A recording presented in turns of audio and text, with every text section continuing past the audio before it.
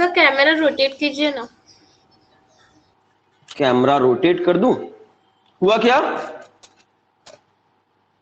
अभी क्लियर ठीक है? हाँ सर। हो गया सर। चल, बहुत बहुत अच्छी बात।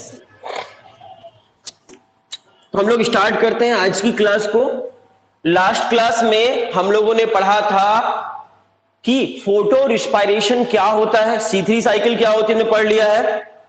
फिर हमने पढ़ा फोटो रिस्पायरेशन क्या होता है, ये पढ़ा था। फोटो रिस्पायरेशन से बचने के लिए प्लांट्स में कौन सा मैकेनिज्म डेवलप हुआ था, कौन से नए प्लांट आए थे, ये भी पढ़ लिया था। कौन से नए प्लांट आए थे फोटो रिस्पायरेशन से बचने के लिए? C4 प्लांट आए थे। C4 क्या होता है ये हमने लास्ट क्लास में डिस्कस कर लिया था। यहां तक किसी को कोई डाउट है? C4 फिर से समझना है या क्लियर है? फोटो रिस्पायरेशन क्लियर है सबका? तो C4 समझाइए। C4 समझा दें। C4 एक बार फिर समझ लेना, फिर से समझना। ये प्लांट की एक बड़ी सी लीफ है, ये प्लांट की एक बड़ी सी लीफ है मान लो।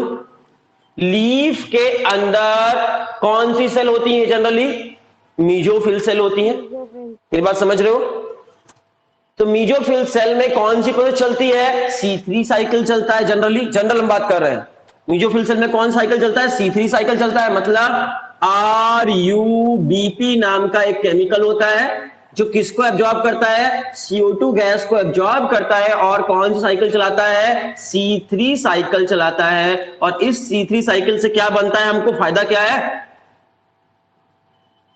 इतना बात सबको पता है?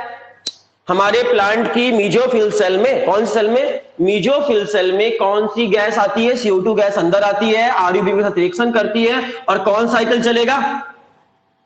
C3। और कौन सी और C3 साइकिल से क्या बनेगा? क्या बनेगा? C3 साइकिल चलेगा तो कौन सा प्रोडक्ट बनता है? उसका प्रोडक्ट बताइए। ग्लूकोज बनेगा। कोई दिक्कत? सभी को इतनी सी बात क्लियर है सभी को? हाँ। अब हम बात किए थे, अगर सन की लाइट की इंटेंसिटी वेरी हाई है, सन की लाइट की इंटेंसिटी बहुत ज्यादा हाई होगी, तो प्लांट की लीफ में जो स्टोमेटा होंगे वो क्लोज हो जाएंगे कि नहीं हो जाएंगे? स्टोमेटा हो जाएगा। हो जाएंगे सर। और स्टोमेटा क्लोज हो जाएंगे तो अंदर में CO2 गैस अंदर आ पाएगा या नहीं आ पाएगा? नहीं आ पाएगा। नहीं आ पाएगा, नहीं आ पाएगा।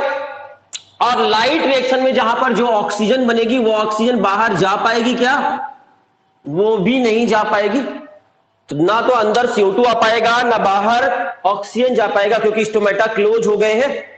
स्टोमेटा क्लोज क्यों हुए थे? Prevent the water loss, water loss को कम करने के लिए ऑक्सीजन, आपके स्टोमेटा बंद हुए थे और स्टोमेटा बंद होने की वजह से अंदर CO2 नहीं आ पा रहा है और ऑक्सीजन बाहर नहीं जा पा रहा।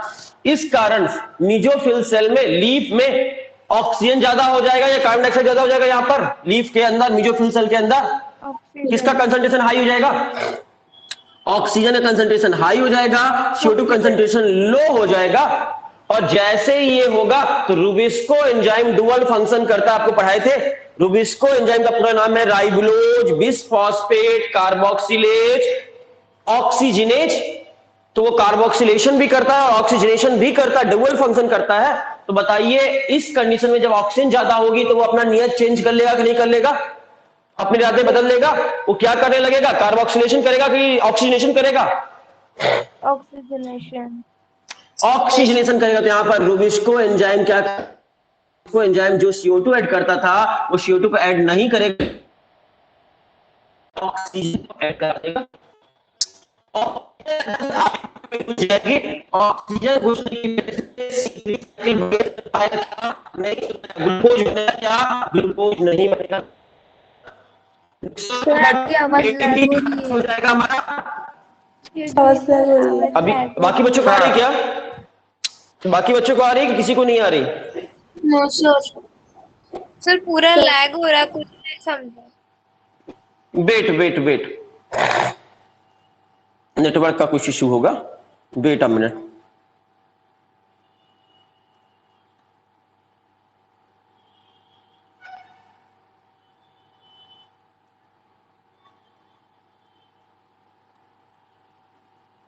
अभी सही हुई क्या आवाज? हाँ सर। अब चलेगा। मैंने क्या कहा? कि अंदर में CO2 नहीं आ पाया, स्टोमेटा क्लोज हो गया तो CO2 अंदर आ पाया क्या? No sir. और CO2 कंसंट्रेशन लो हो गया, ऑक्सीजन कंसंट्रेशन हाई हो गया, और ऐसा होने की वजह से रुबिस्को एंजाइम किसकी तरह बिहेव करने लगेगा? रुबिस्को एंजाइम किसकी तरह बिहेव करेगा? ऑक्सीजनेज की तरह, और ऑक्सीजन को ऐड कर देगा। किसमें ऐड कर देगा? RUBP में। और इस कारण ऑक्सीजन ऐड होने की वजह से ग्लूकोज बन पाएगा क्या? बनेगा कि नहीं बनेगा? अगर ऑक्सीजन ऐड होगा तो CO2 ये ग्लूकोज बनेगा कि नहीं बनेगा? बनेगा। हाँ, नहीं बनेगा। क्या बोल रही बच्ची? नहीं बनेगा। नहीं बनेगा। अगर ऑक्सीजन ऐड होगा तो ग्लूकोज नहीं बनेगा। फायदा हुआ कि नुकसान हुआ? ऑक्सीजन के ऐड होने से नुकसान हो गया, ग्लूकोज ऐड नहीं हो पाया, ऊपर से एनर्जी भी खर्च हो जाएगी, और साथ ही साथ CO2 वेस्ट हो जाएगा, CO2 बाहर निकल जाएगा। इससे 3 नुकसान हुए। कौन कौन सा नुकसान? ग्लूकोज नहीं बना, एनर्जी खर्च हो गई, और CO2 बर्बाद होकर बाहर निकल गया। इस तरह इस घटना को क्या कहते हैं? इस पूरी घटना को क्या कहते हैं? 3 नुकसान हुए। नुकसान नंबर 1 ATP खर्च हुआ, नुकसान नंबर 2 CO2 बर्बाद हो गया, और तीसरा ग्लूकोज बाहर नहीं बना।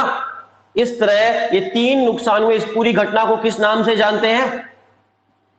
फोटो रिस्पायरेशन कहते हैं। क्या बोलते हैं? फोटो रिस्पायरेशन के नाम से जानते हैं इस घटना को।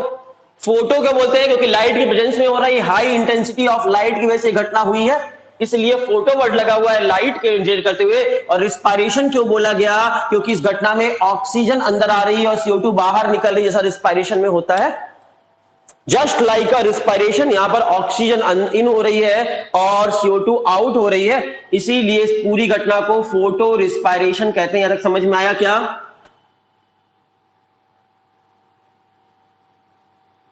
बच्चों को कोई बोलते ना, कोई एटलीस्ट एक बच्चा अनम्यूट करके रखो अपना मोबाइल, तो जिससे कम से कम बीच में बताते रहो करो कि आवाज आ रही कि नहीं आ रही। आपको बीच में शांत रहने का मतलब क्या है? आपका आवाज गायब हो गई या आप समझने में लगे हो? समझ में आया।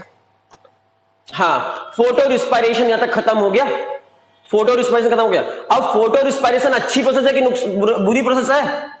बुरी प्रोसेस है। क्यों? क्योंकि उसमें ग्लूकोज नहीं बन रहा है, CO2 बर्बाद हो रही, ऑक्सीजन खर्च हो रही, इसलिए बुरी प्रोसेस है। तो प्लांट ऐसा क्या करेगा कि जिससे CO2 आपके इस घटना से बच जाए, ऑक्सीजन के चक्कर में ना पड़े RUBP, ऑक्सीजन को CO2 RUBP से बचाकर रखना है। ऐसा क्या करे? के लिए एक नए तरह के प्लांट आए जिनका नाम था C4 प्लांट। कौन से प्लांट? C4 plant. और C4 प्लांट जो थे, C4 प्लांट पर ऑक्सीजन का प्रभाव पड़ेगा क्या? नहीं पड़ेगा। क्यों नहीं पड़ेगा? क्योंकि C4 प्लांट में प्लांट की लीफ जो होगी, ये प्लांट की कोई लीफ है मान लो, तो प्लांट की लीफ में कहीं ना कहीं जाइलम फ्लोएम होंगे कि नहीं होंगे? ये प्लांट का फ्लोएम है। सपोज प्लांट का फ्लोएम है, फ्लोएम के चारों तरफ कौन सी सेल होंगी? फ्लोएम के चारों तरफ बड़ी स्पेशल सेल होंगी जो फ्लोएम को कवर किए हुए होंगी। फ्लोएम के चारों तरफ कवर की हुई ये स्पेशल सेल है, देख पा रहे हो? फ्लोएम को कवर कर ली चारों तरफ से। इन सेल को क्या नाम से जानेंगे? फ्लोएम को कवर करती हुई सेल है vascular tissue, bundle sheath cell. हाँ, बंडल सीट कहेंगे, क्योंकि वैस्कुलर बंडल को कवर कर रही हैं, इसलिए इन्हें हम बंडल सीट के नाम से जानेंगे। बंडल सीट के नाम से जानेंगे। कोई दिक्कत? और बंडल सीट के चारों तरफ कौन सेल होंगी? यहां पर ये कौन सी सेल है? बाकी ये कौन सी सेल है? Mesophyll cell. मतलब C4 प्लांट में मीजोफिल सेल होंगी या नहीं होंगी? होंगी। होंगी। और कौन सेल होगी? मीजोफिल सेल के अलावा एक और सेल दिखती है, उसे क्या कहेंगे? Bundle sheath cell. Bundle sheath cell. Very good. Bundle sheath cell की सेल वॉल मोटी होती है, पतली होती है, थिन होती है, ठीक होती है? ठीक ठीक होती है। गैस के लिए परमिएबल होती है कि इम्परमिएबल होती है? इम्परमिएबल। इम्परमिएबल होती है, इसके अंदर गैस नहीं आ जा पाएगी।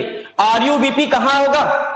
इसमें C4 प्लांट में RUBP कहां रहता है? बंडल सीट के अंदर होगा RUBP। ये रहा बंडल सीट के अंदर RUBP है। कोई दिक्कत? No sir. अब बताइए अब आपका प्लांट में लाइट रिएक्शन कहां पर होगी, जल्दी से बताइए। C4 प्लांट में, इस प्लांट की हम बात कर रहे हैं, C4 प्लांट में लाइट रिएक्शन कहां होगी? ऑप्शन ए मीजोफिल सेल में, option B bundle sheath cell में, ऑप्शन सी बोथ सेल में। लाइट रिएक्शन कहां पर होगी? जल्दी से आंसर दीजिए। कहां पर ऑक्सीजन गैस निकलेगी? लाइट रिएक्शन कहां होगी? कहां पर ऑक्सीजन गैस रिलीज होगी?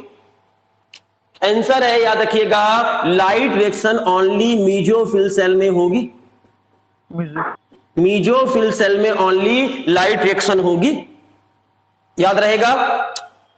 लाइट रिएक्शन मीजोफिल सेल में होगी, ऑक्सीजन गैस सिर्फ मीजोफिल सेल में निकलेगा।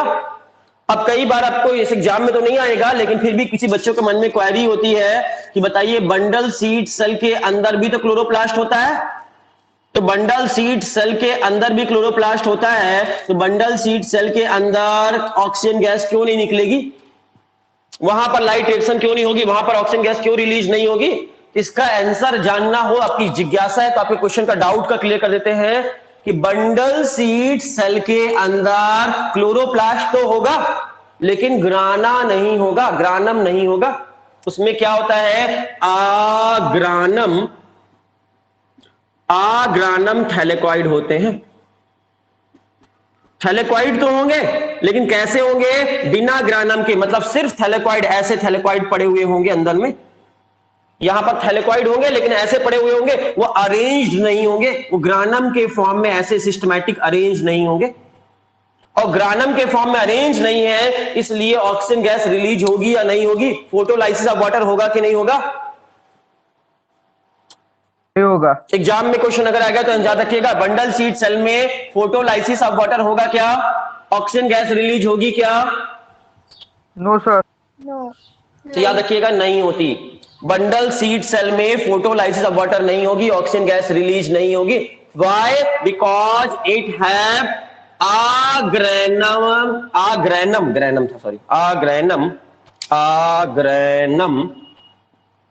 थैलेकॉइड। इसके पास जो थैलेकॉइड होता है उसमें ग्रैनम नहीं होता, मतलब थैलेकॉइड होते हैं लेकिन ग्रैनम नहीं होता। ग्रैनम ना होने की वजह से इसमें फोटोलाइसिस ऑफ वाटर नहीं हो पाएगी और ऑक्सीजन गैस नहीं निकल पाएगी। इतनी बात समझ में आ गई? तो ऑक्सीजन गैस सिर्फ कहां बनेगी? कहां पर वाटर टूटेगा? फोटोलाइसिस ऑफ वाटर कहां होगा? ऑक्सीजन गैस कहां निकलेगी? मीजोफिल सेल में। ऑक्सीजन गैस मीजोफिल सेल में निकलेगी, और मीजोफिल सेल में ऑक्सीजन है। देखो ये मीजोफिल सेल में ऑक्सीजन है। और क्या ये ऑक्सीजन बंडल सीड सेल के अंदर जा पाएगा? आरयूबीपी तक पहुंच पाएगा? नो, नहीं जा पाएगा, कभी नहीं पहुंच पाएगा।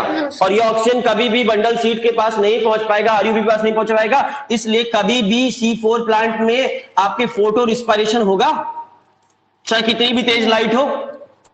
नहीं होगा।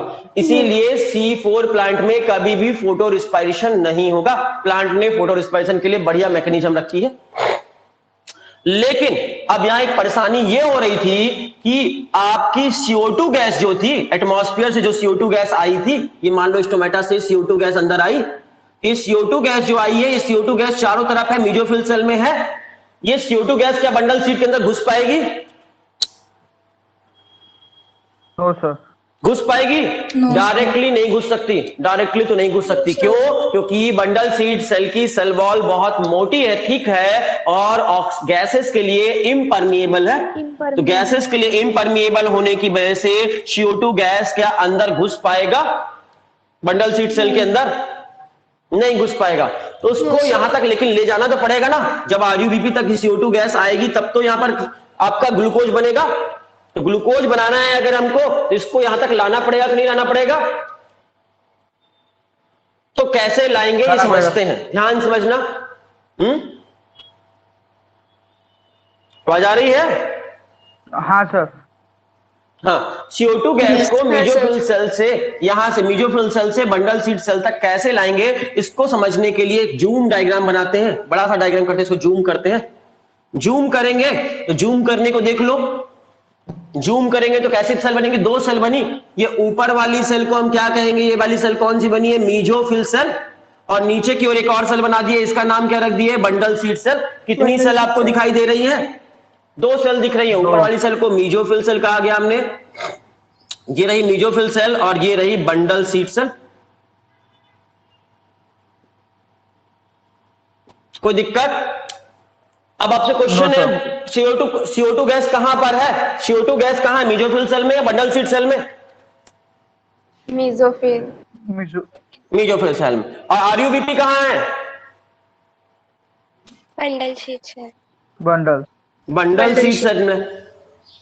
अब RUBP को CO2 से मिलाना है, इस CO2 को यहां से उठाकर यहां तक लाना है, ये काम करना है, इतना सिंपल सा काम है। मीजोफिल सेल में CO2 है और लाना कहां है? यहां तक। अब कैसे कैसे लाएंगे, इसके लिए लंबी चौड़ी मैकेनिज्म है, और उस पूरी मैकेनिज्म को यहां से यहां तक CO2 लाने के मैकेनिज्म को C4 पाथवे कहते हैं। C4 पाथवे का मेन काम क्या है? CO2 को मीजोफिल सेल से बंडल सीट सेल तक लाना। तो करेंगे क्या क्या तरीका? पहली बात, गैसियस फॉर्म में तो CO2 आ ही नहीं सकती, तो पहला काम क्या है? उसको केमिकल फॉर्म में कन्वर्ट कर देंगे। CO2 को किसके साथ रिएक्शन करा देंगे? वाटर के साथ रिएक्शन करा देंगे, तो CO2 और वाटर मिल जाएगा, तो क्या बन जाएगा? HCO3 नाम का केमिकल बन गया। मतलब CO2 पानी में घुल गई और एक केमिकल बना ली, केमिकल फॉर्म में कन्वर्ट हो गई ना। CO2 किस फॉर्म में? गैसियस फॉर्म से केमिकल फॉर्म में कन्वर्ट हो गई या नहीं हो गई? कोई दिक्कत? No sir. मेरी इतनी बात समझ में आ गई आपको? HCO3 बन गया, CO2 गैस से HCO3 नाम का केमिकल बन गया, गैसियस फॉर्म से CO2 कन्वर्ट हो गई केमिकल फॉर्म में, जो गैसियस फॉर्म में थी वो केमिकल फॉर्म में CO2 कन्वर्ट होकर आ गई है। यहां तक समझ में आ गया? अब ये केमिकल फॉर्म में जो CO2 है, इस केमिकल फॉर्म में जो CO2 है, इसको पहला बार कौन एब्जॉर्ब करेगा? Who is the primary CO2 acceptor? Primary CO2 का एक्सेप्टर कौन है C4 प्लांट में? इन C4 plant who is the primary acceptor of CO2? Answer दीजिए, कल पढ़ाए थे। Phosphoenol pyruvic acid.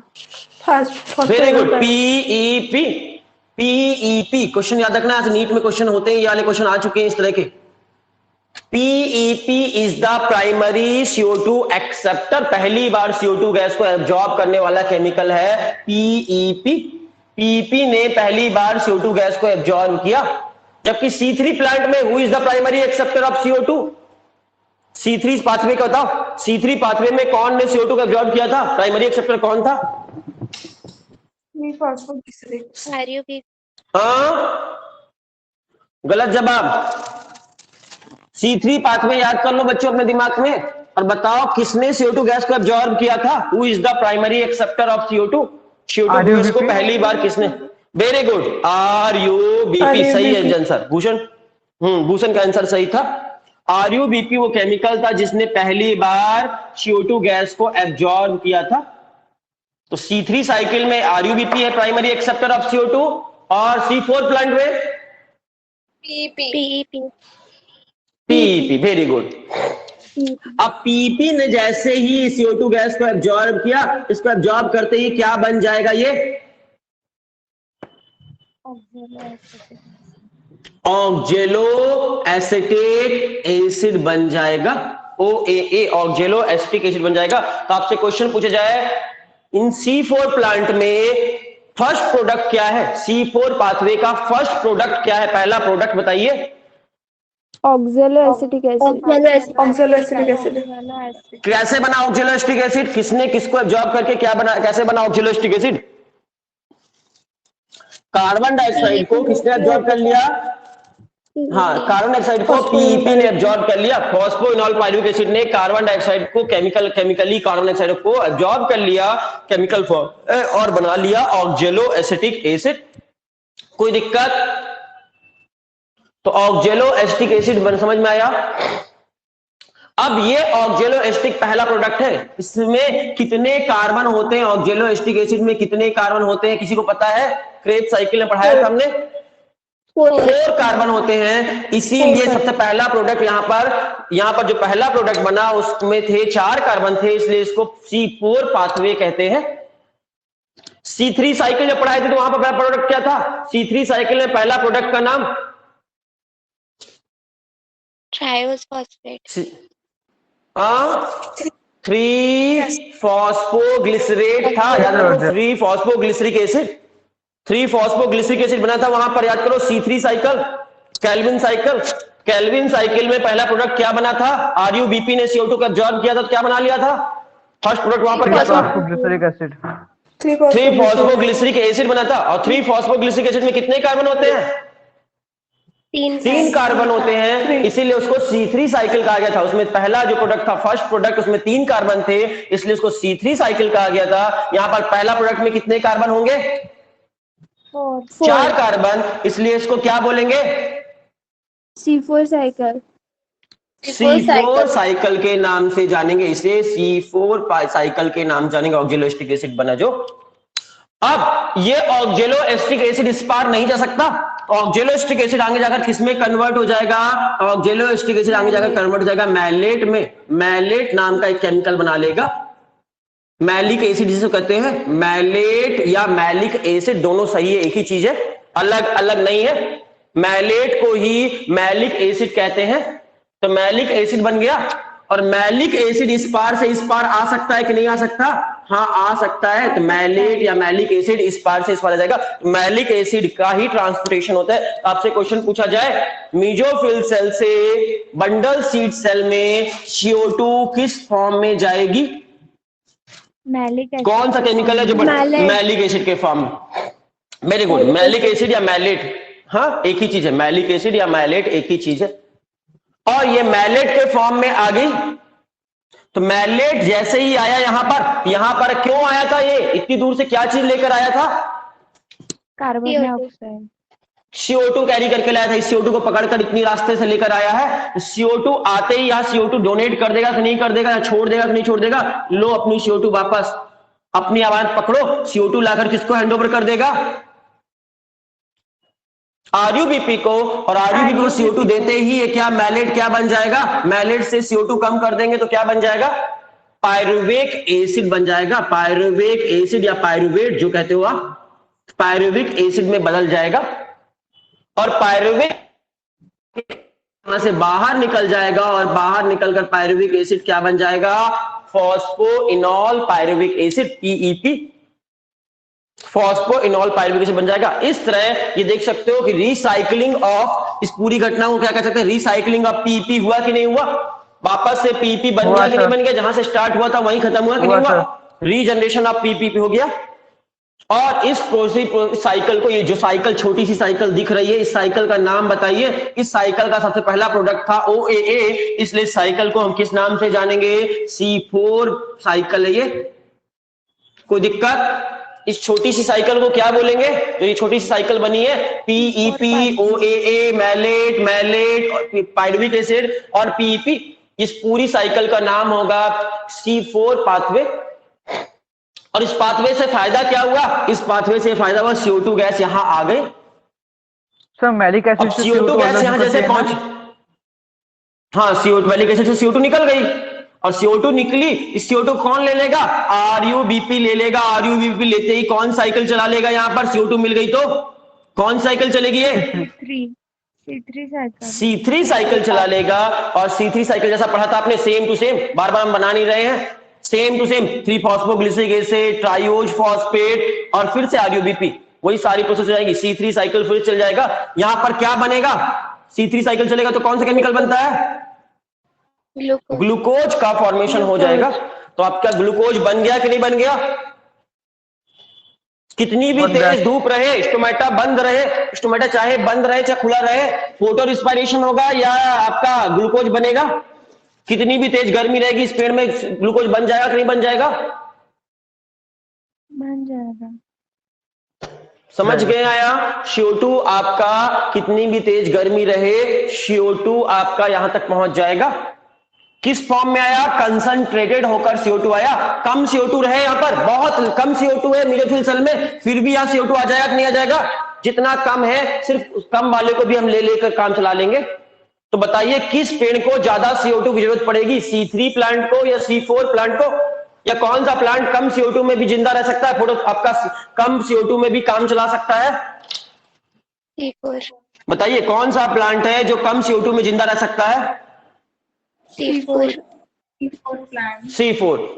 आपसे कोई पूछा जाए C3 और C4 प्लांट, दो प्लांट है मेरे पास, C3 प्लांट है और C4 प्लांट, किस प्लांट को जिंदा रहने के लिए ज्यादा CO2 चाहिए होगी, हाई कंसंट्रेशन ऑफ CO2 चाहिए पड़ेगी? C3 C3 प्लांट को बहुत ज्यादा CO2 चाहिए होगी। C4 प्लांट को कम CO2 में भी जिंदा रह सकता है। क्यों? क्योंकि C4 प्लांट कम CO2 को भी कंसंट्रेटेड कर लेता है, कंसंट्रेटेड कर लेता है केमिकल के फॉर्म में, कंसंट्रेट कर ये मैकेनिज्म है कंसंट्रेशन करने की। इसीलिए C4 प्लांट को कम CO2 में भी जिंदा रह सकते हैं। लेस अमाउंट ऑफ CO2 से भी यहां CO2 आ गया और काम चल गया। जबकि C3 प्लांट में कम CO2 होगा तो क्या होने लगेगा, CO2 कम होगा तो क्या होगा, C3 प्लांट में फोटो रिस्पायरेशन होने लगेगा। CO2 की कमी होते ही फोटो रिस्पायरेशन होने लगेगा, लेकिन यहां पर फोटो रिस्पायरेशन नहीं होगा, कम CO2 से भी काम चला लेगा, ये चलेगा। इतनी सी बात। इस पूरी पाथवे को क्या कहते हैं, इस पूरी जो आपके सामने बना है, ये कौन सा प्लांट का बना है, C3 का या C4 का? C4 पाथवे का। C4 पाथवे में क्वेश्चन जल्दी से आंसर दीजिएगा, आप समझ गए हो तो। C4 प्लांट में कौन कौन सी सेल होती है, मीजोफिल सेल होती है या बंडल सीड सेल होती है, दोनों होती है? दोनों होती है। दोनों होती हैं, दोनों सेल होती हैं, पहला क्वेश्चन। दूसरा, इसमें फोटोलाइसिस ऑफ वाटर कहां होगी, C4 प्लांट में फोटोलाइसिस ऑफ वाटर कहां होगी, किस सेल में? मीजोफिल सेल में, बंडल सीड सेल में या दोनों सेल में? मीजोफिल सेल में फोटोलाइसिस ऑफ वाटर यहां होगी, ऑक्सीजन यहां रिलीज होगी। कोई दिक्कत? फोटो रिस्पायरेशन होगा कि नहीं होगा C4 प्लांट में? नहीं होगा, फोटो रिस्पायरेशन नहीं होगा। इसमें कौन सी साइकिल चलेगी, C4 प्लांट में कौन साइकिल चलेगी, C4 पाथवे, C3 पाथवे और both C3 and C4 both. Very good. C4 plant में C4 पाथवे तो चलेगा ही चलेगा, साथ में C3 पाथवे भी चलेगा। समझ में आ गई बात? इतना तक समझ में आ गया आपको? यस। बहुत अच्छी बात है। C4 प्लांट में ग्लूकोज कहां बनेगा, मीजोफिल सेल में या बंडल सीड सेल में? Bundle seed. कहां पर बना ग्लूकोज? बंडल सीड सेल में। Very good. इतना सब कुछ समझ में आ गया अच्छे से। क्वेश्चन C4 पाथवे में अब कोई डाउट तो होपफुली नहीं होगा। दो बार बता दिया हमने आपको, 2 बार समझा दिया, रिकॉर्डिंग भी दे दी 2 बार। अब आप लोग आराम से रिकॉर्डिंग में देखते रहना, कोई डाउट हो तो पूछ लेना कल की क्लास के लिए, आज शाम तक पूछ लेना। हमारा C4 पाथवे खत्म हो गया। अब हम बात कर रहे हैं आज की क्लास में कैम प्लांट के बारे में। कौन सा प्लांट? CAM, CAM। आपको फुल फॉर्म कैम का आपको बताना है, ये होमवर्क है आज का। कैम का फुल फॉर्म क्या होता है ये आपको सोच बताना। ये एनसीईआरटी में वैसे नहीं दिया हुआ है, लेकिन आपके एनसीईआरटी बुक में C3 दे दिया है, C4 दे दिया है, एक क्यों छोड़ दे हम, इसको बताते हैं। दुनिया में 3 तरह के प्लांट होते हैं, C3 प्लांट, C4 प्लांट और कैम प्लांट। तो कैम प्लांट भी हम आपको बता देते हैं एक्स्ट्रा नॉलेज के लिए। सर क्लियर है? बता दें। ड्राई एरिया के अडेप्टेड होते हैं सर। मेरी बात सुनना। तो आपको ये आपके एक्स्ट्रा नॉलेज के लिए बता देते हैं। कैम वैसे आपके एनसीईआरटी बुक में नहीं है, चाहो तो स्किप कर सकते हो, बट पढ़ लो, अच्छा रहेगा। कैम प्लांट ध्यान रखना, C3 प्लांट नॉर्मल प्लांट थे, C4 प्लांट क्यों बने थे, क्या एडॉप्टेशन, किस चीज की परेशानी से वजह से बने थे C4 प्लांट, कौन समस्या के लिए बने थे? फोटो रिस्पायरेशन को अवॉइड करने के लिए, फोटो रिस्पायरेशन की समस्या से ओवरकम करने के लिए C4 प्लांट आए थे। अब कैम प्लांट क्यों आए हैं, तो याद रखना ये प्लांट वाटर की कमी में रहने के लिए अडॉप्टेड है। कैम प्लांट कहां रह सकते हैं, लेस वाटर वाली जगह पे, जहां पानी की कमी हो, वहां पर कौन से प्लांट दिखेंगे, जीरोफाइटिक प्लांट जो होते हैं, जो पानी की कमी में जिंदा रहते हैं, उनमें कौन सी साइकिल चलेगी जीरोफाइटिक प्लांट में, C3, C4 या कैम? ऐसे प्लांट जो रेगिस्तान वाले एरिया में उगते हैं, पानी की कमी में, लेस वाटर में जो प्लांट जिंदा रहते हैं, उन प्लांट में कौन सा साइकिल देखने मिलता है, कैम साइकिल।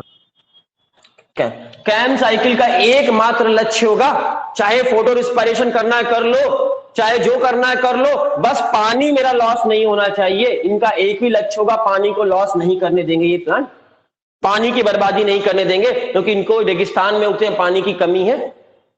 तो ये लोग जो भी करेंगे पानी को सोच के करेंगे। बताइए कौन कौन से प्लांट में कैम साइकिल चलेगा? जो भी जीरोफाइटिक प्लांट होते हैं, अपुंसिया का नाम सुना है? अपुंसिया, कैक्टस, जो भी प्लांट, हाँ कैक्टस, जो भी जीरोफाइटिक प्लांट है जो पानी की कमी में जिंदा रहते हैं, उन सभी प्लांट में कैम साइकिल चलता है। याद रखना, कैम साइकिल पानी बचाओ अभियान में लगे हुए हैं। तो पढ़े इनके बारे में। ये समझना, एक प्लांट है मेरे पास, कैम प्लांट की लीफ है, कोई एक प्लांट है कैम प्लांट है, सब कुछ बताना ये प्लांट की लीफ है और लीफ में स्टोमेटा होंगे। बताना इन प्लांट का स्टोमेटा कब खुलेगा, दिन में या रात में? कैम प्लांट में स्टोमेटा कब खुलता है और कब बंद रहता है? इन प्लांट में जो रेगिस्तान में उगते हैं प्लांट, पानी की कमी में उगते हैं, रात में खुलेगा। हाँ, इनमें स्कोटो एक्टिव स्टोमेटा होता है। कौन सा स्टोमेटा होता है? स्कोटो एक्टिव स्टोमेटा बोलते हैं इस स्टोमेटा को, स्कोटो एक्टिव स्टोमेटा होता है। मतलब ये स्टोमेटा सिर्फ रात में खुलता है, अंधेरे में खुलता है, दिन भर बंद रहता है। जबकि हमारे नॉर्मल प्लांट में कौन सा स्टोमेटा होता है? फोटो एक्टिव स्टोमेटा होता है। हमारे नॉर्मल प्लांट्स में कौन सा स्टोमेटा होता है? फोटो एक्टिव स्टोमेटा, मतलब दिन में खुलने वाला स्टोमेटा, फोटो एक्टिव स्टोमेटा होता है नॉर्मल प्लांट में। लेकिन जीरोफाइटिक प्लांट में या कैम प्लांट में कौन सा स्टोमेटा होता है? स्कोटो एक्टिव, स्कोटो है ना, scoto active.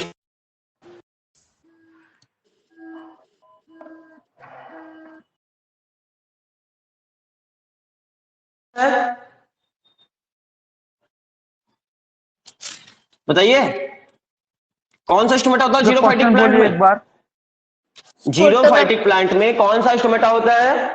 Scoto active. Scoto active, scoto active, scoto मतलब अंधेला, डार्क में खुलने वाला स्टोमेटा या दिन में खुलने वाला? दिन में या रात में? कब खुलेगा? रात में। नाइट में। रात में। रात में। और नॉर्मल प्लांट में कौन सा होता है? नॉर्मली हमारे आसपास जो प्लांट है उनमें कौन सा स्टोमेटा होता है? Stomata. Photo active. Photo active stomata. Photo active मतलब, फोटो मतलब लाइट में खुले तो फोटो एक्टिव, अंधेरे में खुले तो स्कोटो एक्टिव। क्लियर इतनी सी बात? स्टोमेटा दो तरह के होते हैं, फोटो एक्टिव और स्कोटो एक्टिव। दिन में खुले तो फोटो एक्टिव, रात को खुले तो स्कोटो एक्टिव। चलेगा? अब बताओ ये प्लांट रात को ही स्टोमेटा क्यों खोलते हैं, दिन में क्यों नहीं खोलते अपना स्टोमेटा? ऐसा क्या उनको मजा आता है रात को ही खोलते अपने स्टोमेटा? अगर खोला तो वाटर लॉस हो जाएगा लाइट की वजह से। वेरी गुड, क्योंकि यहाँ पे दिन में सन की लाइट होगी, सन की लाइट की वजह से क्या होगा? वाटर का ट्रांसपरेशन हो जाएगा और ट्रांसपरेशन से पानी उड़ जाएगा। और पानी उड़ा सकते हैं क्या? ये पानी का लॉस बर्दाश्त कर सकते हैं क्या?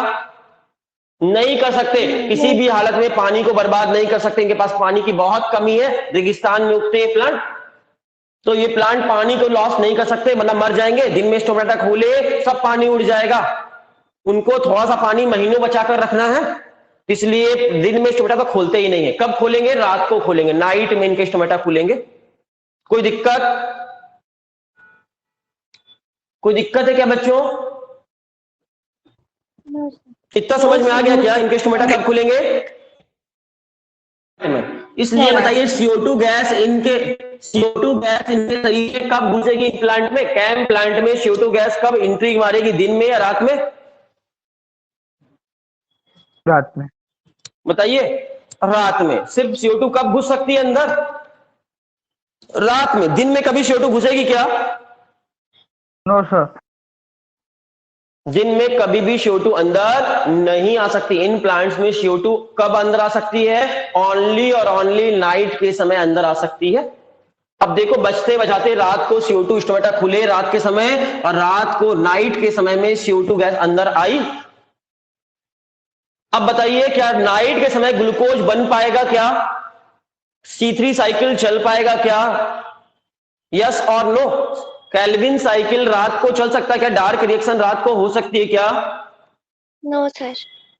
No sir. क्यों नहीं होगी? CO2 तो अंदर आ गया है, अब क्यों नहीं होगी? कोई लाइट रिएक्शन के product. Very good. Calvin cycle होने के लिए, C3 साइकिल होने के लिए NADPH और ATP की जरूरत पड़ती है, प्रोडक्ट ऑफ लाइट रिएक्शन। इस समय रात है तो NADPH और ATP होगी क्या यहाँ पर? नहीं होगी, इसलिए C3 साइकिल चल सकता है क्या? नहीं। नहीं चल सकता। और दिन के समय, अब दिन के समय की बात करें, दिन के समय सन की लाइट है, लाइट रिएक्शन हो रही है, लाइट रिएक्शन हो रही है, लेकिन क्या दिन के समय इसके स्टोमेटा खुलते हैं क्या? नहीं। सोच के आंसर दो। तो क्या दिन के समय CO2 अंदर आ पाएगी क्या इन प्लांट में? No no no sir. Sir. तो दिन के समय आपके ग्लूकोज बन सकता क्या? दिन के समय इसमें ग्लूकोज बनेगा क्या? बड़ा परेशानी है बेचारे के पास, दोनों तो समस्या है इसको। दोनों चीजें जब होंगी, ध्यान समझना, जब NADPH, कौन सा केमिकल, NADPH और ATP भी होना चाहिए और CO2 भी होनी चाहिए। जब दोनों चीजें होंगी तब तो ग्लूकोज बनेगा। ग्लूकोज बनाने के लिए दोनों चीज चाहिए होती है और ये चीजें दिन में ही अवेलेबल है। जब ये दिन में अवेलेबल है तो ये नहीं अवेलेबल है, और जब ये रात को आया तो ये नहीं है। अब बड़ा समस्या है, प्लांट क्या कर सकता है बताओ, कोई उपाय बताओ, बताओ। बेचारा मर जाएगा ऐसे तो, भूखा प्यासा। स्टोमेटा दिन भर बंद रखता है, दिन भर CO2 नहीं आएगी, और रात भर CO2 आती है, ये दोनों नहीं होते रात में। अब प्लांट करे तो करे क्या, बहुत दुख तकलीफ में है प्लांट। क्या कर सकता है, उपाय बताओ, किसी के पास उपाय है? हाँ है उपाय, सुबह देखना लाइट ध्यान से। रिएक्शन कर देगा। क्या बोले बच्चा? बोलो सुबह बोलो, लाइट उपाय रिएक्शन बताओ, कर तुम देगा बताओ। सर। और तो सुबह में लाइट रिएक्शन करेगा तो स्टोमेटा तो रात को खुलते हैं ना, सुबह में स्टोमेटा बंद रहेंगे, CO2 ही नहीं रहेगी। लाइट रिएक्शन तो होगी लेकिन हाँ CO2 सर। तो नहीं होगी। तो सर, दोनों वो एक साथ ATP स्टोर कैसे करके करें, तो रखना। ध्यान, हाँ नहीं हो पाती स्टोर। ध्यान से देखो इसके लिए उपाय क्या कर रहा है ये उपाय देखना क्या करेगा। ये रात के समय जैसे स्टोमेटा खुलेंगे CO2 को अंदर घुसा लेगा, रात के समय CO2 गैस को अंदर घुसा लेगा। CO2 गैस अंदर आ गए, CO2 गैस जैसे ही अंदर आई, यहां पर बहुत सारी CO2 गैस हो जाएगी कि नहीं हो जाएगी? अब CO2 गैस को यहां पर कौन है जो CO2 गैस को ले लेगा? यहां पर पेप नाम का एंजाइम, एक केमिकल होगा पेप, जो आपने पढ़ा था, फॉस्फोइनॉल पायरुवेट पढ़ा था ना। तो फॉस्फोइनॉल पायरुवेट एसिड जो रहता है वो CO2 को एब्जॉर्ब कर लेगा, और CO2 को एब्जॉर्ब कर लेगा। किस एंजाइम इन्फ्लुएंस में करेगा ये काम? पढ़ाए थे आपको अभी, किस एंजाइम इन्फ्लुएंस में ये एंजाइम इसको एब्जॉर्ब करेगा? कल पढ़ाए थे, पेपकेज। पेपकेज याद रखना नाम, कल भी पढ़ाए थे, कल का थोड़ा कंफ्यूजन भी हो रहा था यहां पर। पायरुवेट को एब्जॉर्ब करने में हेल्प करता है पेपकेज,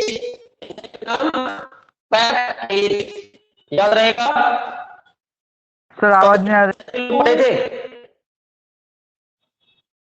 बच्चा, आवाज नहीं आ रहा क्या? सर। लैग हो रहा था। लैग हो रहा है सर। अभी भी? अभी सही है। अभी सही है ना? हाँ, हम लोगों ने कल C4 पाथवे पढ़ा था ना, तो वहां पर एंजाइम का नाम था, कंफ्यूज हो गए थे ना, याद करो। वहां पर एंजाइम का नाम पेपकेज था, याद रखना। वहां पे जो एंजाइम था पेप को एब्जॉर्ब करने में हेल्प कर रहा था, उसका नाम क्या था? पेपकेज। आज भी वही एंजाइम है। एंजाइम का नाम पेपेज। पेपकेज। पेपकेज क्या काम करता है? पेपकेज एंजाइम का काम CO2 को एब्जॉर्ब कराता है, किसमें? फॉस्फोइनॉल पेप पायरुवेट के अंदर। हाँ, फॉस्फोइनॉल पायरुवेट में CO2 को घुसाने का काम कौन करता है? पेपकेज नाम का एंजाइम करता है। तो CO2 गैस कहां घुस गई? पेप के अंदर। और पेप और CO2 मिलकर क्या बनाते हैं, जल्दी से बताइए, अभी भी पढ़ाया था हमने। पेप और CO2 मिल जाएंगे तो क्या बन जाएगा? आंसर दीजिए जल्दी से। Acetic acid. Very good, ऑक्जेलो acetic acid बन जाएगा। वेरी गुड, इतना समझ में आ गया आपको। ऑक्जेलो एसिटिक एसिड बाद में क्या बन जाता? कुछ देर के बाद, थोड़ी देर के बाद मैलिक एसिड या मैलेट, जो बोलते हो आप, मैलिक एसिड या मैलेट जो आपको याद हो वो बन जाएगा। और ये मैलिक एसिड जो बन गया, ये देख रहे हो, मैलिक एसिड बनकर रेडी हो गया। ये मैलिक एसिड क्या हो जाएगा? स्टोर हो जाएगा किसके अंदर? वैक्यूल्स के अंदर। ये रहा वैक्यूल्स। क्या है ये? प्लांट में वैक्यूल्स होते हैं कि नहीं होते? वैक्यूल के अंदर कुछ भी चीज स्टोर करके रख सकते हैं कि नहीं रख सकते प्लांट? रख सकते हैं सर। तो बताओ उसने क्या भरकर रख लिया? मैलिक एसिड को भरकर रख लिया। वैक्यूल्स के अंदर कौन सी चीज भर गई? मैलिक एसिड भरकर रख लिया उसने, मां को रख लिया अपने वैक्यूल में मैलिक एसिड। इतनी बात समझ में आई? रात को क्या क्या घटना हुई, ये सब कुछ रात को हुआ जितना भी हमने बनाया है। सारी घटना कब हुई, दिन में या रात में? इतनी घटना कब हुई, दिन में या रात में? रात क्या क्या हुआ? सबसे पहले कौन घुसा? रात को स्टोमेटा खुले, CO2 स्टोमेटा खुलते ही कौन अंदर घुस गया? कार्बन डाइऑक्साइड कार्बन डाइऑक्साइड को किसने ले लिया? पेप पेप ने। और पेप ने जैसे CO2 ले लिया, क्या बन गया? ऑक्सैलोइक एसिड ऑक्सैलोइक एसिड आगे जाकर क्या बन गया? मैलिक एसिड या मैलेट बन गया। मैलिक एसिड या मैलेट एक ही चीज है। और ये मैलेट किसके अंदर भर के स्टोर हो गया? प्लांट वैक्यूल वैक्यूल प्लांट के वैक्यूल के अंदर भर के रख गया। रात भर इसके अंदर मैलिक एसिड भरा रहेगा, भरा रहेगा, भरा रहेगा। जैसे ही दिन होगा, दिन के समय, अब दिन की रिएक्शन पड़ते हैं, इतनी रात की रिएक्शन थी, अब दिन होगा, दिन के समय यहां से मैलिक एसिड बाहर निकल कर आएगा कि नहीं आएगा? मैलिक एसिड बाहर आया वैक्यूल से, और मैलिक एसिड से कौन सी गैस रिलीज हो जाएगी? बताइए, वहां पर कौन सी हो रही थी, वही वाली होगी। मैलिक एसिड से कौन सी गैस रिलीज हो जाएगी? CO2 गैस रिलीज हो जाएगी। और मैलिक एसिड क्या बन जाएगा? पायरुविक एसिड में कन्वर्ट हो जाएगा। और पायरुविक एसिड आगे जाकर क्या बना लेगा? फिर से पेप बन जाएगा। पायरुविक एसिड से फिर से जाकर पेप बन जाएगा। और इस पूरी घटना में क्या बनकर निकल गया? कौन सी चीज बाहर निकल गई? बताइए, क्या निकला ये? CO2 इतनी सारी घटना के दौरान कौन? CO2 गैस बाहर निकली। Very good. और दिन में निकली या रात को निकली CO2 गैस? दिन में। तो दिन में प्लांट के पास CO2 गैस आ गई कि नहीं आ गई? और CO2 गैस आ गई तो दिन में NADPH और ATP होगा कि नहीं होगा?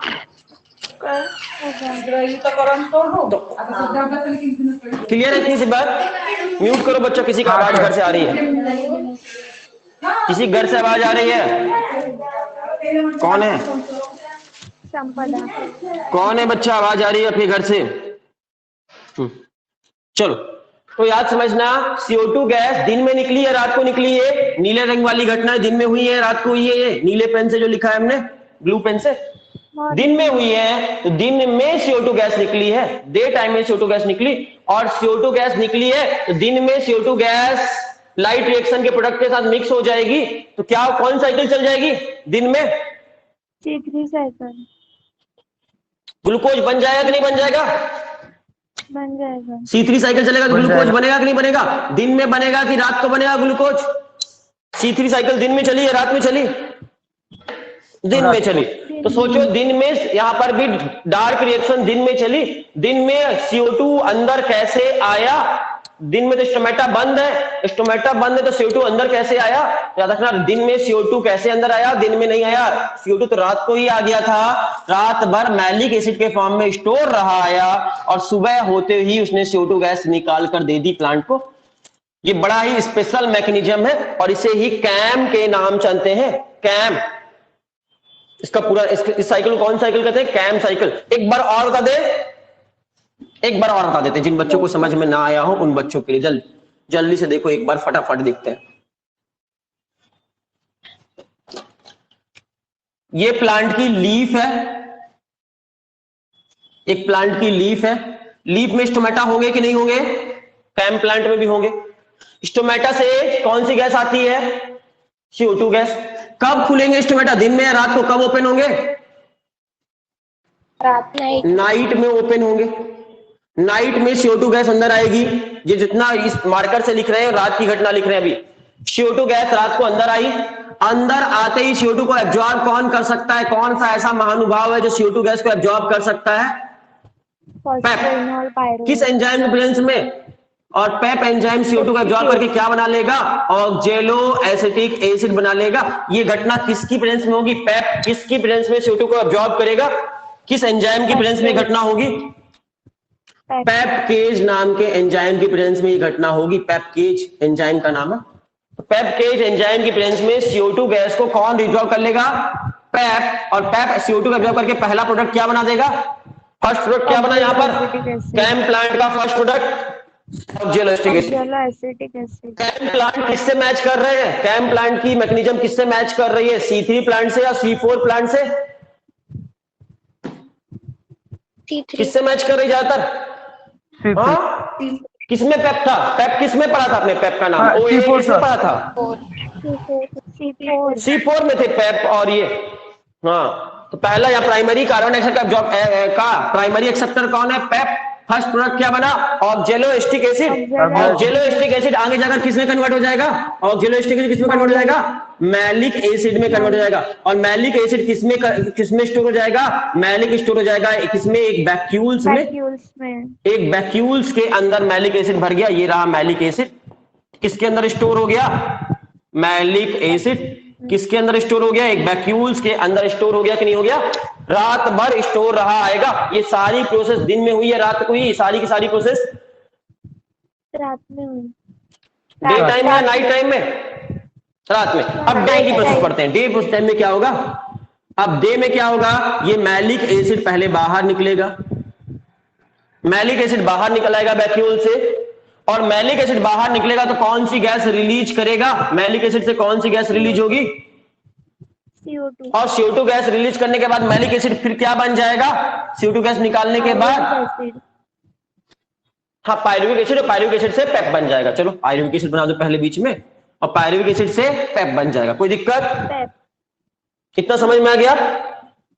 यस। हाँ, हाँ, सर। अब ये CO2 दिन में निकली या रात को निकली? दिन में निकली CO2 या रात को निकली? दिन में दिन में। कब निकली? दिन में निकली। दिन में लाइट रिएक्शन चल रही होगी कि नहीं चल रही होगी? NADPH और ATP होगा कि नहीं होगा? तो NADPH भी है, ATP भी है, CO2 भी है, तो कौन सी रिएक्शन चल जाएगी इन सबकी प्रेजेंस में? ये CO2 किस में घुस जाएगा? कौन सी रिएक्शन में? C3 साइकिल में घुस जाएगा। और C3 साइकिल चलेगी कि नहीं चलेगी? और C3 साइकिल से क्या बनता है? ग्लूकोज। क्या बन गया? ग्लूकोज। दिन में बना कि रात में बना? C3 साइकिल दिन में चली या रात में चली? दिन में चली। इस पूरी साइकिल को, इस पूरे मैकेनिज्म को क्या कहते हैं? कैम साइकिल कहते हैं। बताइए, कैम प्लांट में फोटो रिस्पायरेशन हो सकता है कि नहीं हो सकता? पॉसिबल है कि नहीं है? है सर। है। क्यों? क्योंकि यहां पर आरयूबीपी किसी कैद में नहीं है। आरयूबीपी डायरेक्ट यहां पर बैठा हुआ है, डायरेक्ट बैठा हुआ है यहां पर। आरयूबीपी डायरेक्ट बैठा हुआ है। इसके पास CO2 आ रही है, इसके पास ऑक्सीजन भी आ सकता है कि नहीं आ सकता? स्टोमेटा दिन में बंद है, तो स्टोमेटा CO2 ऑक्सीजन आ सकती है कि नहीं आ सकती? आ सकती है। इसलिए यहां पर फोटो रिस्पायरेशन होगा कि नहीं होगा? हाँ, हो सकता है, बिल्कुल हो सकता है। लेकिन इसको फोटो रिस्पायरेशन ज्यादा फर्क नहीं पड़ता। प्लांट को सिर्फ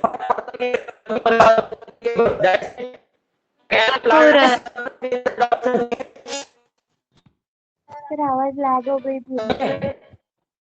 सर पूरा अभी नाउ अच्छा। अभी आवाज आ रही है क्या बच्चों? हाँ, अभी आ रही है।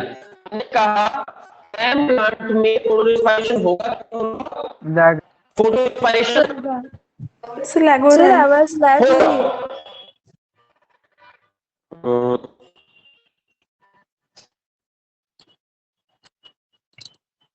अभी आ रही है आवाज क्या? हाँ। चलो, हाँ सर। हमने कहा कैम प्लांट में फोटो रिस्पायरेशन हो सकता है या नहीं हो सकता? हो सकता है। हो सकता है। हो सकता है। कैम प्लांट किस पर्पस से अडॉप्टेशन किया है इन्होंने? फिर किस पर्पस इतने सारा लफड़ा किया है इन्होंने? डायरेक्ट C3 साइकिल क्यों नहीं कर रहे हैं? इतना लफड़ा क्यों कर रहे हैं? To save water. क्यों? क्योंकि दिन में स्टोमेटा अगर खोल देंगे तो पानी सारा उड़ जाएगा। इनका सिर्फ एक लक्ष्य है, एक पर्पस है, to save water, to conserve water. तो C3 प्लांट नॉर्मल प्लांट है, C4 प्लांट फोटो रिस्पायरेशन से बचने के लिए आए थे, और कैम प्लांट क्यों आए हैं? किसके बचने के लिए? लॉस ऑफ वाटर को बचाने के लिए। लॉस ऑफ वाटर ना हो सिर्फ इसलिए इस कैम प्लांट डेवलप हुए हैं। लॉस ऑफ वाटर को प्रिवेंट करने के लिए, दिन में स्टोमेटा ना खोलना पड़े, सिर्फ रात को स्टोमेटा खोलें, इसलिए ऐसा इन्होंने किया। कोई दिक्कत? No sir. कोई दिक्कत बच्चों? तो ये था कैम साइकिल। और कैम साइकिल, हाँ बोलो। सर वो पेप्सिको बोलो, और जल्दी बोलो। पेप्के सेम एंजाइम है क्या?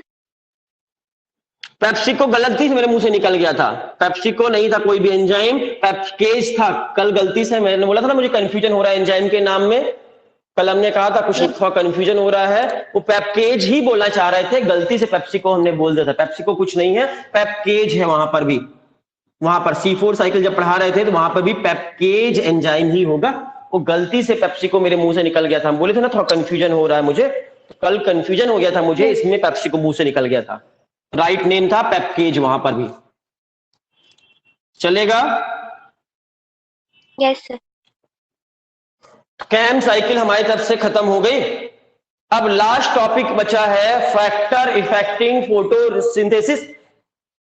वो चैप्टर आज खत्म करने के मूड में थे, लेकिन आप लोगों ने इतने सारे डाउट पूछ लिए, C4 साइकिल फिर से पढ़वा लिया, फोटो रिस्पायरेशन और C4 फिर से पढ़ा दिया, तो छूट गया। चलो कोई बात नहीं, कल की क्लास में हम लोग, अब आज यही क्लास खत्म करेंगे, कल की क्लास में हम पढ़ेंगे फैक्टर इफेक्टिंग फोटो रिस्पायरेशन। मेरी बात सुनना ध्यान से, कल की क्लास में पढ़ेंगे फैक्टर अफेक्टिंग फोटोसिंथेसिस। फोटोसिंथेसिस को प्रभावित करने वाले कारक। इंपॉर्टेंट है, बहुत इंपॉर्टेंट है, एग्जाम में आता है, तो इसको बहुत वेरी इंपॉर्टेंट में रख सकते हो। इसको हम लोग कल पढ़ेंगे क्योंकि अब जल्दी टाइम बचा नहीं है, तो ये कल पढ़ेंगे। और अब आपको टाइम मिल गया है एनसीईआरटी रीड करने के लिए, एनसीईआरटी रीड करने के लिए पूरी की पूरी, और डाउट आपको, जो भी डाउट आपको चैप्टर में लगे अभी तक, वो डाउट के लिए संडे का टाइम दे रहे हैं हम आपको, ठीक है? संडे को आप की क्लास रख देंगे, या तो हम किसी टाइम पे, संडे को किसी टाइम पे क्लास रखकर हम लोग डाउट क्लियर कर लेंगे, और ये कर लेंगे तो आप कल शाम तक, आज नहीं कल शाम तक आप अपने डाउट और एनसीईआरटी की लाइन जो भी डाउट है वो हमको भेज दीजिएगा। कोई दिक्कत? तो डाउट क्लास और ये एनसीईआरटी की रीडिंग ये किस दिन रखेंगे हम? संडे को रखते हैं। चलेगा? संडे। संडे को, संडे को टाइम आपको ग्रुप में मैसेज कर देंगे। तो आपका काम क्या है, डाउट जो भी आपको डाउट है, सुनो मेरी बात एक मिनट, आपको फोटोसिंथेसिस में 2 डाउट है, और एनसीईआरटी का जो भी पोर्शन आपको लग रहा है कि छूट गया है मेरे से गलती से, तो वो सारा कुछ मुझे कल शाम तक भेज देंगे। आज मत भेजिएगा, आज भेजने से फिर पीछे पे चला जाएगा, कल भेजिएगा। कल किसी भी टाइम आप हमको भेज दीजिएगा, ठीक है? तो उन सभी चीजों को कल आप जितने भी, आज मत भेजिएगा, आज मत भेजिएगा, कल भेजिएगा, कल भेजिएगा। और कल शाम को हम सिर्फ डाउट ही मतलब परसों संडे को हम लोग सिर्फ डाउट की क्लास रख लेंगे। Okay sir. चलेगा? एनसीईआरटी रीडिंग, एनसीईआरटी का जो पार्ट छूट गया उसका, मिसिंग पार्ट का और डाउट्स का कल क्लास रखते हैं, मतलब संडे को क्लास रखते हैं, संडे को। हाँ अब बोलो भूषण, अब कुछ बोले थे भूषण? सर चार्ट है सर एनसीईआरटी में 221 पेज पे। कौन सा चार्ट?